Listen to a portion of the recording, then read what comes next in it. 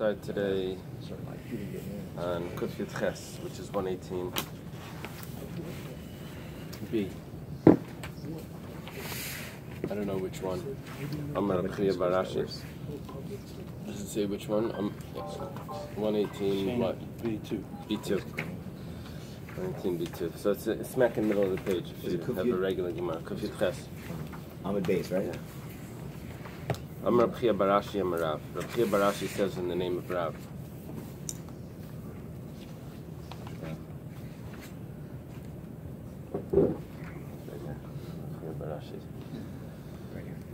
He says, "Yesh yad l'tumah ve'ein yad lehechsher." Yesterday we were talking about the difference between yad and shomer. Basically, if you have a piece of meat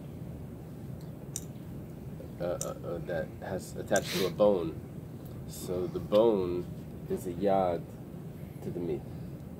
And we said that if you touch the bone, the meat becomes tamei. And if the meat's tamei and the bone touches something else, the tumah is exported as well as it was imported. Now we're discussing something else. When we mentioned that any food items need to get wet before they become tamei.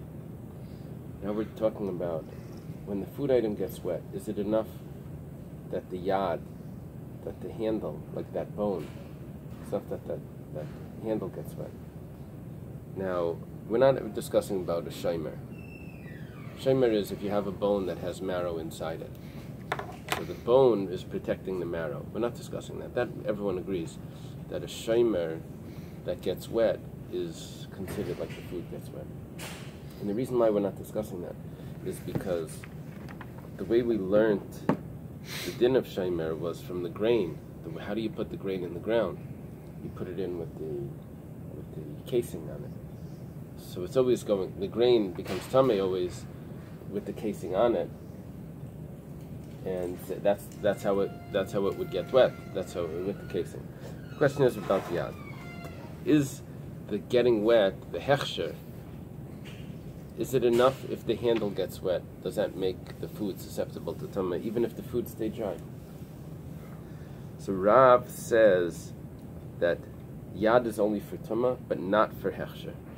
Rabbi Yochanan says no, it's also for hechsher. I'm sorry. The term hechsher here is obviously not the term we use. Hechsher means susceptible. Susceptible. So why? But when we say hechsher, meaning someone's watching kosher, that seems to be the antithesis. I think it means that it's like hechsher would mean that it's ready to be eaten, or something like that. Here it's ready to be for tumah. Ready for tumah. I got you. So there it means it has a hechsher. I don't know. That's a strange. You're right, because it's a different form of the word. It has a hechsher. That's a noun. This is hechsher. This is a verb. It's muchsher would be the description of it. Hechsher. Let me think about it. You have kadosh and you have kedusha, right? Oh, it becomes a noun. Yeah, but kadosh means it's holy, and kedusha is a prostitute. Yeah, prostitute. But that's because kadosh just means different, and a prostitute is just different than society. Most women are not. Right? That's like it's different. Kedushin. Kadosh and kedushin. Oh, you're talking about tumah. Oh, okay, yeah. I get what you're saying. You're saying that there's a hechsher for tumah and there's a hechsher for using the same words. Okay, I get it. But my kamiflig, what's the machlekes Rav and Rabbi Yochanan? Iba yasei mesvara. If you want, say that it's logical. Iba yasei makra. If you want to say that it's based on a verse. David, you want to take a moment? Oh, you got it over there. Okay, you're more advanced then. Look at this one. You can't compete. Wow. Iba yasei makra. If you want, you can say it's based on a pasuk. Mar savar mikra nidrus lefanav v'lei lifnei fanav. Mar savar mikra nidrus lefanav v'lifnei fanav. Okay. The pasuk said like this: V'chiyutan mayim al zera. I'm quoting to you the pasuk. I wrote it in my Gemara, and some Gemaras have it. If water goes on grain, And then v'nafal min nivlasam alav. Then it fell from a carcass onto it. Okay, so now a carcass touched the grain. So we said tamei hu lachem. It is tamei for you.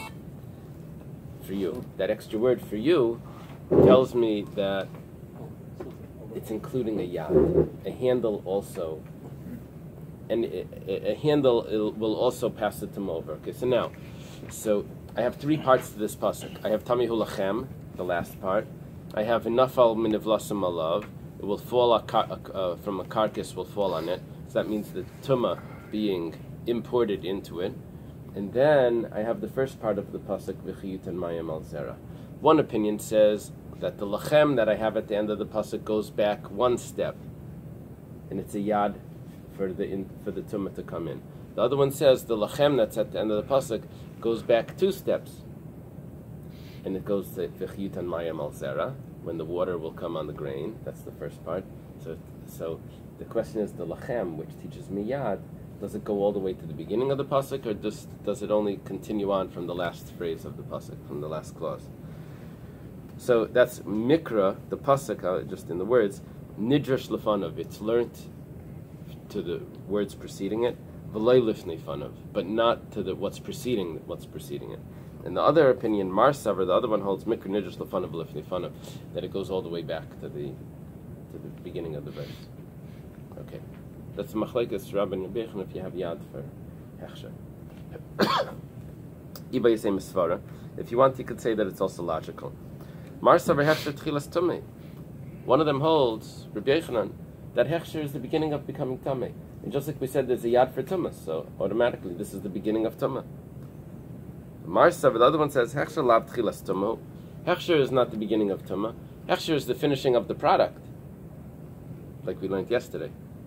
That how do you finish the product? You wash it off.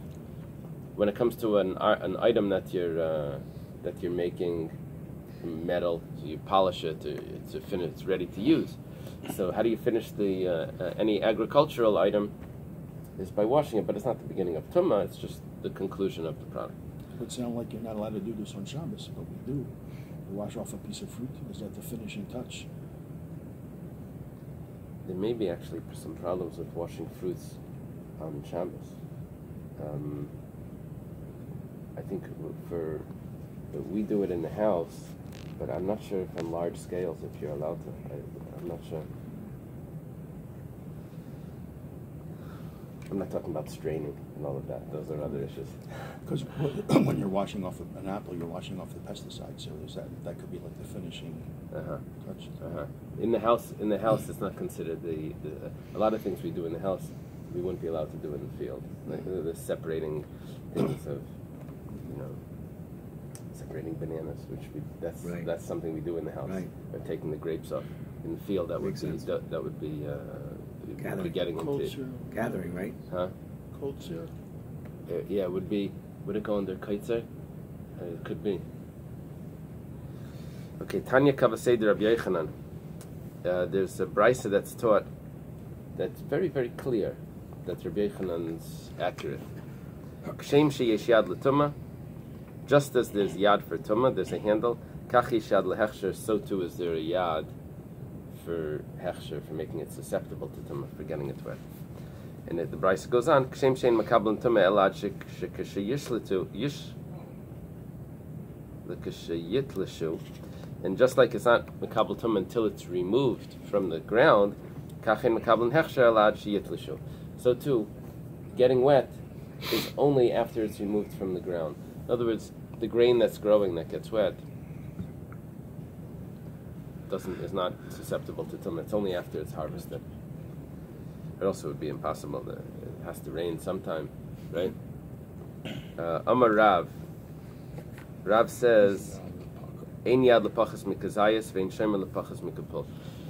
Okay, if you feel that this is a little bit complex, these gemaras, so you should just know that Reb Shimon ben Gamliel was almost sent out of the, was almost lost his position because he didn't know this well.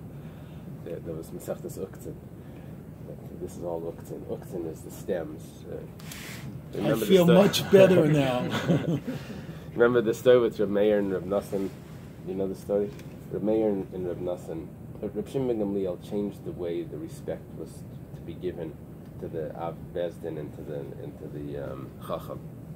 Instead of standing up, he said, you only stand up for the Nasi. He was the Nasi. You stand up fully for the Nasi. For the other two positions, you just stand up and sit down. You don't have to wait the whole time while he's walking. So they said, what happened? They said, Reb Shimon ben Gamliel changed the way the respect is given for you two.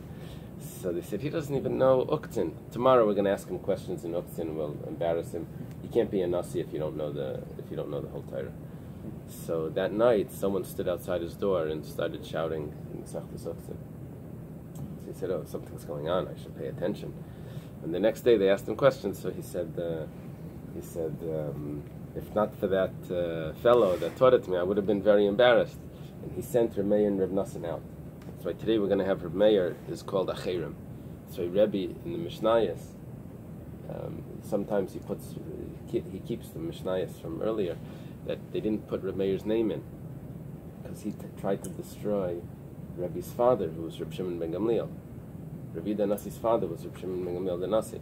So his name doesn't get put in here as Reb Meir, it's going to get put in as Acherim. Others say.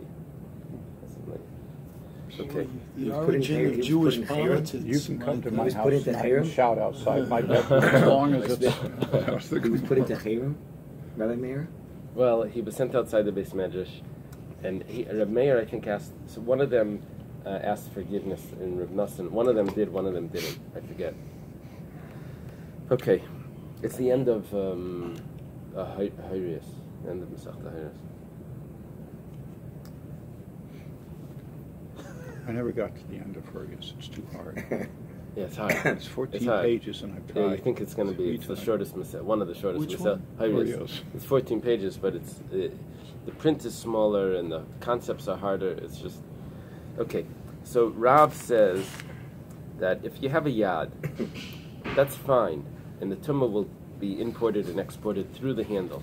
However, let's say the handle is only a handle for a very small amount of food. How much? What's the size of food for tumah to be exported? It's a kabeya. So here we're saying that, well, even less than that, it's still a good yad, but ein yad lepachas mikazayas. If you only have on this end of the bone a kazayas, then it's a yad. But if you have less than a kazayas, it can't be a yad. You can't have a handle for something so small. And ve'ein shaymer lepachas mikapol. And you can't have a protection on something that's smaller than a beam. In other words, we said that protections, shaymer, can even combine to make it the shear. But it has to be protecting something significant. If it's less than a beam, it's not significant. Rabbi Yochanan is more, it's hard to say more strict. He's more, he makes tumah easier here. He allows the tumah to, he says, Yesh yad lepachas mikazayas. No, there is a handle. It is easier to become tameh. There could be a handle for less than a kazayas. V'yesh shemer lepachas mikapol, and there's also a protection for less than a bean. Okay, Meisvei. I guess maybe we can, to remember this. Rav, which means great, needs a greater measurement. That makes it easier. Meisvei. The Gemara has a question. Here we're talking about human bones. There's two human bones, and there's two half olive size on the bones. Now, normally of flesh. Normally, a bone, if you touch a bone, it can give off tumah, but it doesn't give off tumah in a house, in the oil, without touching. This tumas oil means it needs to be a kazayas of basar. So there's a distinction between outside and in an oil? No, there's a distinction between touching and just going under the same roof. Oh. Touching the bone would make a person tameh, but being in the same house as a bone, no, unless there's a kazayas of flesh. Here you have two half kazasim, and they're not even in the house. What's in the house? The other end of the bones. So is the yad considered like the flesh is in the, does the handle draw the flesh into the house? Oh, the yard is part way in and part way Partly out. out. It's at the entrance. Right. Okay. So It's like the get that goes through the window. the Hichnis Rasheim. I have to edit one word over here. The Hichnis Rasheim Hashniim. You put in the other side of the bones, not the meat side of the bones, the flesh side of the bones, into the house. L'bayis. L'bayis ma'al alayim. In the house is an oil over these two ends of the bones. So abayis tummy. First opinion says the house is tummy. Yehuda ben Nekusa, Imam Mishum Rabbi Yaakov. Yehuda ben Nekusa says in the name of Rabbi Yaakov, how do you have two bones being mitzdarif to a kazayas? So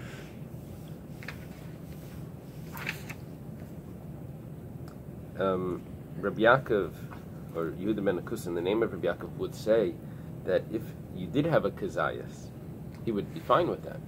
He just doesn't hold that you can have a yad for less than a kazayas. So we have a machlekes here. We would like that Rav and Rabbi Yochanan would be able to explain both opinions, that it should fit with both of them. Because each one, because why should Rav be choosing a side? In the end, we're going to say that he's going to have to choose one side, but we would choose one of those opinions. But we would like that he should be able to go with both. He shouldn't get mixed into this machlekes. Rav hay b'may mukmla. What does Rav say that this machlekes is referring to? Ibiyad, if we're referring to a handle, see, there's two possibilities here when we say a bone. The bone could be it has flesh on one end, and the bone could also be that it has marrow on one end, in the inside. If it has marrow on the inside on one end, then it's considered a shemer. If it has meat on the outside, then it's considered a yad. So shemer is more easier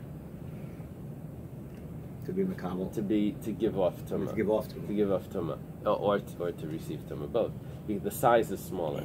And here we said the shnei chatzayis esim, there's 2 half olive size. It means there's more than a bean. So Rav would say that ein yad lepachas mikazayis, less than an olive size, there's no yad there. However, for a shemer, less than an olive size, there is a shemer, as long as it's not less than a bean. So it goes like this: Ibi yad kasheresha. If it's a yad, then the first opinion, the Tanakama said that the house is tamei. That doesn't fit according to Rav. You don't have a full kazayis. Iba shemer, if it's a shemer, so according to Rav, it does become tamei. So kasha seif, it's a kasha from Yehuda ben Nekusa and Rabbi that said the house is tar. According to Rav, if it's a shemer, then the house should be tamei. Iba yisema, the Gemara says like this: if you want, you could say b'shemer. Iba yisema biyad. I can answer it both ways. Iba yisema biyad. This is interesting. Does the Gemara always do that when it gives you 2 options? Instead of going back to the first one, it just continues with the second one? I don't know. In English, are you supposed to go back to the first one? Because it feels a little funny when you read it like this. The Gemara says, Iba yisema b'shemer, Iba yisema biyad. And then it continues. We have the same sentence structure at the beginning of the shir today, where it says, say mikra or say svara. Oh, now excellent. Let's start with svara. It's the same. Excellent. Iba yisema svara, Iba yisema mikra. Iba yisema mikra, exactly. Very good. It felt odd. Very good. Very good. Very good. Very nice. We'll have to follow this through. Iba yisema biyad. If you want, you could say that it's with a handle, and then it's a kasha on why is it tamei. Rav holds it's less than a kazayas, it shouldn't be a handle. V'huda amak Rabbi Yehuda ben Nekusa. Rav holds like the second opinion, that it's not tamei, it's less than a kazayas. Iba yisema b'shemer. If you want, you can answer that it's dealing with the shemer. V'huda amak ketanakama. And Rav holds like the first opinion, that it is tamei. Very good, it fits perfectly. We didn't want to do that for some reason. We wanted it to fit with both, but we chose one, and it works. We also probably wanted it to fit with a yad and a shemer together. We wanted it to be a yad and a shemer. That would have been, and then that's not going to fit with either opinion. See, that's what we wanted. We wanted it to be a yad and a shaymer, because it didn't get into it. So let it be translated as both. But if it's a yad, it can only go with one opinion. If it's a shaymer, it can only go with the other opinion. So we're saying, yes, it's only one. Okay, Rabbi Yochanan says, kula biyad. It's interesting. Rabbi Yochanan could say anything. Rabbi Yochanan says that there is a yad pachas mikazayas, so he fits with the chachamim. V'hudamar ketana kama, and he holds like the Tana Kama. Tashema, come and listen. Rabbi Yehuda says, kulas sheyesh aleha kazayas. A kulas is the femur, and there's always the upper leg, the thigh bone, and there's always marrow in it. In Rashi, he has this French word, redundil. Does that mean anything in No medicine? parlez-vous français? No, but sometimes the words are similar. Is there a word for marrow that's inside the bone? That's Marrow. okay. Okay. Redundothelium. What is that? Redundothelium. What is that? I just made it up. Oh. So kulas sheyesh aleh kazayas basar. If you have a kulas, now it says that there's a kazayas of meat on it. Gereres kulatama. It will cause the whole kulas to become tummy.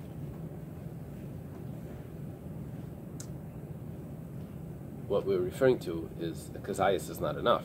What we're referring to is that there's, together with this kazayas, there's other foods that are together with it, and altogether, the kazayas together with the other foods will combine to the size of an olive, and any part of the kulas that's touched will make it tummy. Achirim say, who's Achirim? Meir. He says, "Afilu ein aleh ela kapul." Even if you don't have anything but a bean, you just have a bean on it. Gereres kul l'tumah. That's enough. Okay. Well, at the beginning we said that you needed to have a kazayas in order for it to be a yad. That sounds like Rav, right? Rav haibemai mukamla. How will Rav establish this? Ibi yad. If it's talking about that the meat is outside the bone and it's a yad. Kasha Seifa. So why do Achirim say that it's enough to have even a bean? Rav holds less than a kazayas is not good. B'shaymer, if we're dealing with the shaymer, so Kasha Reisha, why do you say it needs to be a kazayas? Even a shaymer, according to Rav, could be less than a kazayas. In other words, if the bone has marrow inside. Now the Gemara says, Iba Yisema biyad. If you want, we could say that it's a yad, and if it's a yad, then it needs to have a kazayas. Yehuda Amar Rabbi Yehuda, and he's not going with Achirim, who says that less is enough. He's going with Rabbi Yehuda. Ibayisem b'shaymer ka'achirim. And if you want, you could say it's a shaymer, and he's going like the second opinion, that even less than a kazayas is enough as long as it's the size of a bean. Rabbi Yochanan Amar, Rabbi Yochanan says kula b'shaymer, that it's all dealing with the shaymer. Rabbi Yochanan also could say that it's a yad.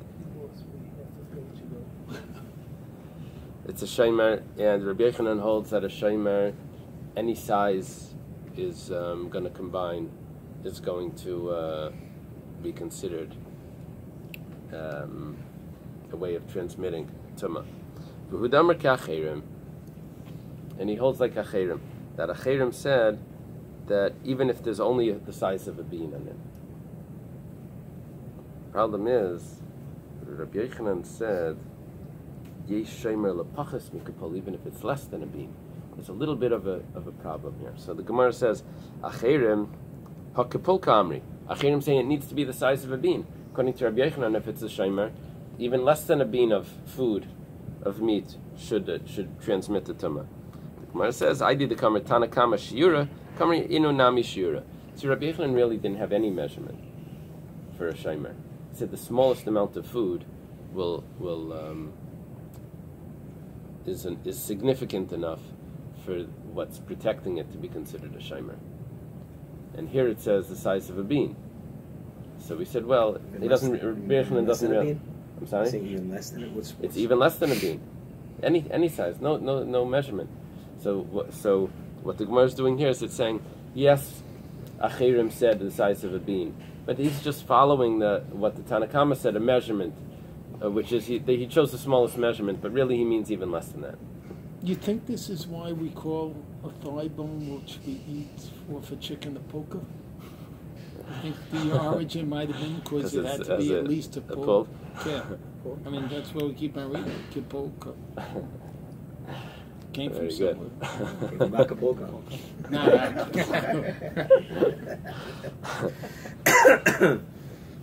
To compile the cipher of all these.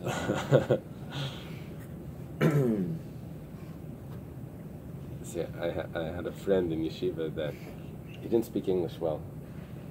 He was from Belgium, so whenever he'd hear whenever he'd hear an English word, we were together, he would somehow like see things in it that none of us saw, because to him it was each word was like something unique. Like I don't know.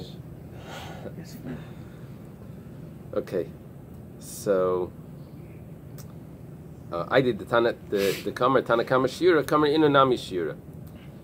So because the Tanakama said a Shir, so Achirim also said a Shir, but it's just following the symmetry of the way the Mishnah is being laid out, but he doesn't really mean that it's a measurement. They say that just in relationship to the thing you were saying about your friend. So this is with Rabbi Akiva, right. His view was so prized because he wasn't coming with a whole pre-knowledge. Right. He was coming as a fresh person at the age of 40. Very good. And everybody said, oh, he has like a completely new take on everything because he didn't even realize the Didn't they say he darshaned? Did you tell us, Rabbi, that he darshaned everything, Rabbi Akiva or something? Yeah, but what David is saying is that because he started learning later, At 40. At 40, so he learns differently. See, when a child learns, he doesn't think about it the same way that an adult is going to question it. Very good. Amarava, or Rabba, Dekanami. I'll prove it to you also that it's a Shomer. Why? The B'Shomer Askin, and that we're dealing with the Shomer. Diktani Kulas. Because the bone that you chose as an example for this halacha was the Kulas. And the Kulas always has marrow in it. After they check for in the autopsies, they look in the bones to see how the person starved or this, to see if the marrow was eaten up, what's it called? Coagulate? No, metabolic. What is it called when the body starts eating itself? Metabolic. Metabolism? No, but when the body. Acidosis? I don't know what it is. Ketosis. Ketosis is starvation. Right. Yeah. So they look in the bones to see if there's marrow there, because these bones always have marrow unless there's some. Okay. So Shema Mina, this is a proof. I'm not into the morgue. This is a proof that it's Rabbi Yochanan is dealing with the Shomer. According to Rabbi Yochanan, it's a case of a Shomer. Itmar. It's a statement of Amirayim. Rabbi Chanina Amar Zehu Shir. Discussing what Achirim said, that even if on the end of the bone there was only the size of a pull, Rabbi Chanina says it needs to be exactly a pull, or more. Less than that is no good. Rabbi Yochanan Amar Ein Zeh Shir. Rabbi Yochanan says no, it's not a measurement. He meant anything. When he said kipul, he means even the smallest amount. Ein Zeh Shir, it's not a shir, v'ktani pull. It says that it's the size of a pull. It says, no, I did the Kamar Tanakama Shiura, Kamri Inu Nami Shiura. The Tanakama said a shir, he also said a shir, but it doesn't actually mean that it's a shir. Okay, Tashma. Then we're going to see a question on Rav. Rabbi Elazar ben Azariah, Mitar b'shel pull, Mitami b'shel kitnias, Nesheretze b'mashmishan. Here we're talking about, this is a Mishnah in Uktzin.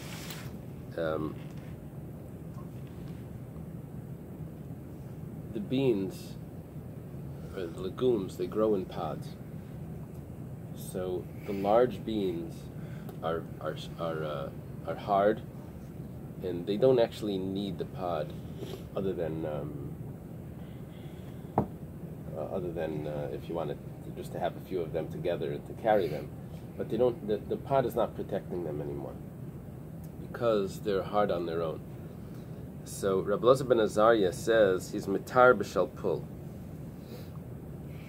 It's the pod over the bean is not necessary, and so therefore it's not considered a shomer, and so it won't combine to the shear,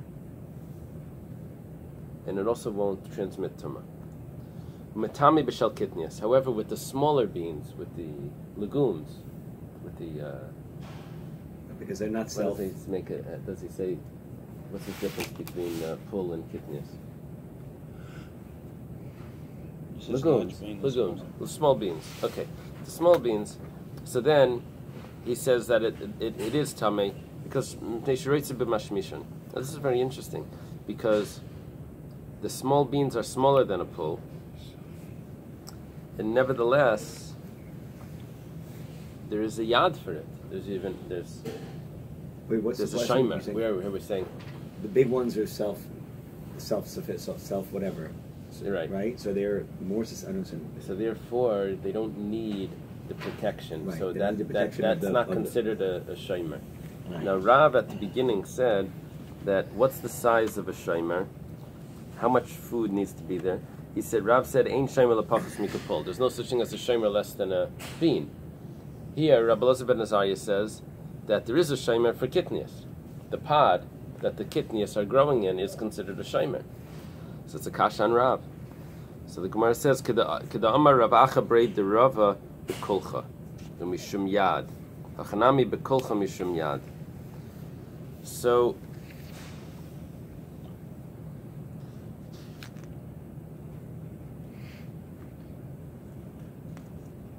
what we're saying here is that we're not actually dealing with a shomer. We're dealing with a yad. We thought that the pod would be a shomer, protection. Saying no, we're dealing with the stalk that the pods are growing off. And so therefore, Rav said that by a yad, there's no yad less than a kazayas. But here you have all of these beans combined together, it would all contribute to the kazayas. I guess that's what we're saying. So what you said, but umay b'mashmishan. What does it mean when you said for handling them? Handling them sounds like so they don't get squished. So it says b'tashmishan, with using them, which means carrying them.